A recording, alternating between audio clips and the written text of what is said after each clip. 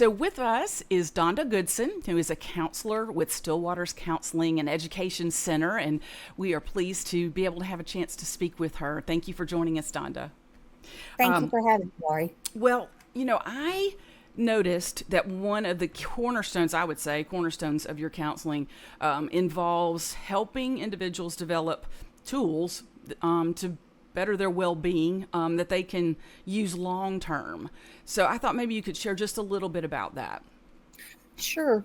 Um, there's so many different things that that we can teach a client, and one of cognitive behavioral therapy. There's something called cognitive reframing or cognitive restructuring. So our brain, for whatever reason, often defaults to the negative. So, for example, if a student studied hard for a test and they end up getting a really bad grade, the first thought that might come into their head is, "Oh, I'm such a failure." Mm, And so with cognitive reframing, we teach them to, check your thoughts okay. and then change it.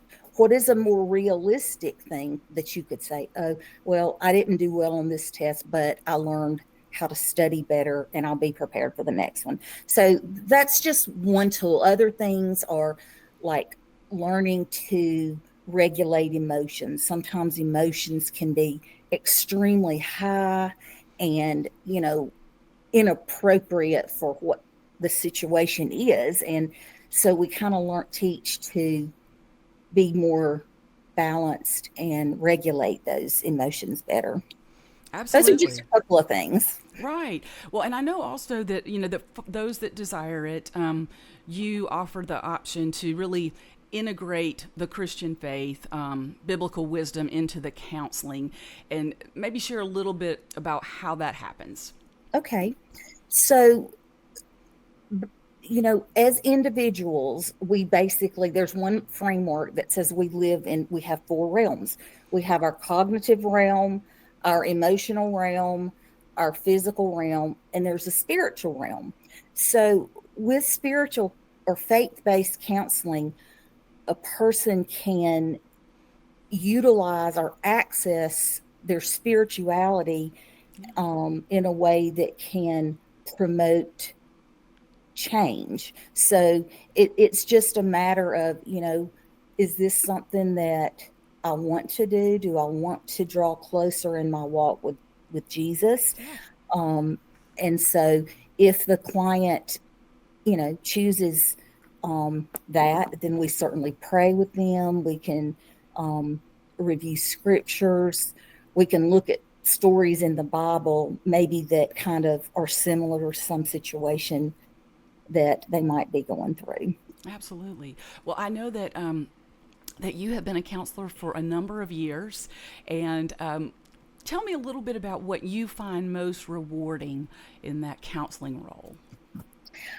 I think that there are so many things that I find rewarding, but it's really an honor to walk with somebody through difficult points in their life. I mean, when somebody comes for counseling, they're typically struggling with either grief and loss or depression or anxiety, or maybe their child is struggling with a behavior. So to be able to walk with them through the process and then see the changes, it, maybe in the beginning you didn't see joy, but you see them joyful, you see hope restored, um, and oftentimes there can be reconciliation of relationships, which is certainly a wonderful thing to see. Absolutely.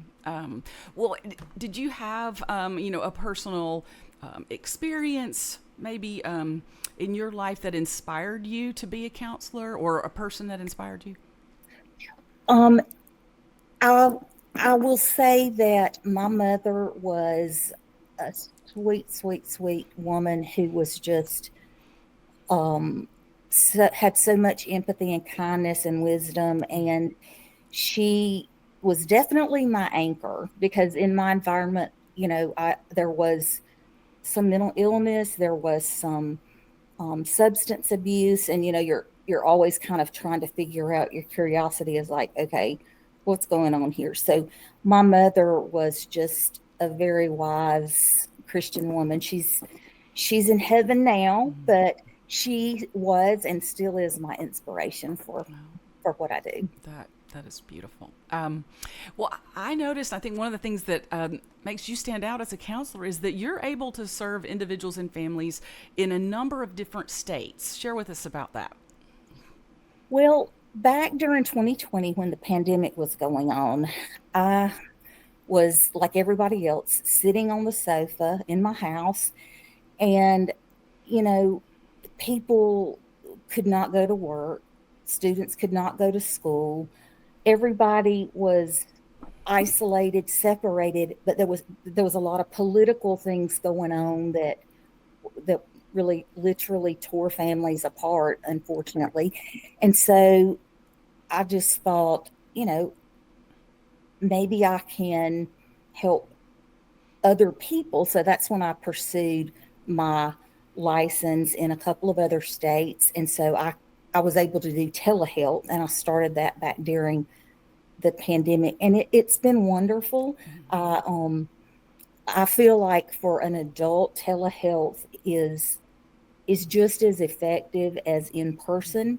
Now, it for the client, it's a matter of what they prefer. If they prefer to go to the therapist's office and do in person, that's wonderful. But this telehealth gives those with really busy schedules, those that are worried about confidentiality, it just gives them another outlet to pursue help. So that's kind of how I got licensed in the other states. Yeah, that's a really good point in terms of the telehealth versus in person. That there's, I mean, and really such a difficult time as the pandemic really brought that to light, that we could, a positive is that option for telehealth that we have now. And so Virginia, Florida, and Alabama are the states that you are now licensed in, correct? That's correct. Yeah. Mm-hmm.